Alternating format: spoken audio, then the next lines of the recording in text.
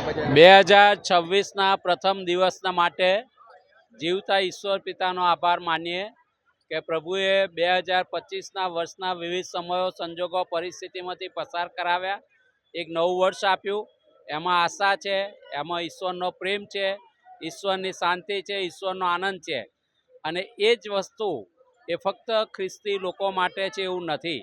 તો અમે પ્રાર્થના કરીએ છીએ કે વડોદરા શહેરના માટે, ગુજરાતના માટે, ભારતના માટે અને સમગ્ર વિશ્વના માટે ખ્રિસ્તનો જે પ્રેમનો સંદેશો છે એ નવા વર્ષમાં બધાને પ્રાપ્ત થાય અને એ જીવતા ઈશ્વરને ઓળખે અને એના આશીર્વાદ પ્રાપ્ત કરે, એ જ પ્રાર્થના કરીએ છીએ.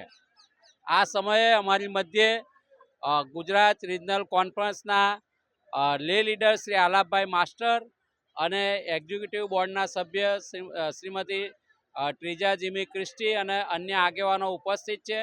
વડોદરા શહેરની તમામ જે ચર્ચિસ છે એના મોટી સંખ્યામાં લોકો અહીં આવ્યા છે અને ફુગ્ગા સહિત, બેનર સહિત અને ખ્રિસ્તનો પ્રેમ, આનંદ અને શાંતિની વાત એ નવા વર્ષમાં બધાને પ્રાપ્ત થાય એ આશા રાખીએ છીએ. ધર્મસેવકો પણ ઉપસ્થિત છે, ડિસ્ટ્રિક્ટ લે લીડર, ડિસ્ટ્રિક્ટ સેક્રેટરી વગેરેનો પણ આ કાર્યક્રમ માટે આભાર માનીએ છીએ.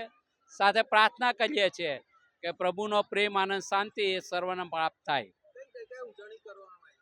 આ ઉજવણી સવારે બધાએ દરેક પોતાની ચર્ચમાં એ ઈશ્વરનું ભજન કર્યું અને અત્યારે બપોરે એ કમાટી ગાર્ડન બેન્ડ સ્ટેન્ડ ખાતેથી ફુગ્ગા ઉડાડીને, બેનરો ઉડાડીને અને પ્રેમનો સંદેશો પ્રગટ કરતા અહીંયા બહુ જ મોટી સંખ્યામાં લોકો ઉપસ્થિત થયા છે.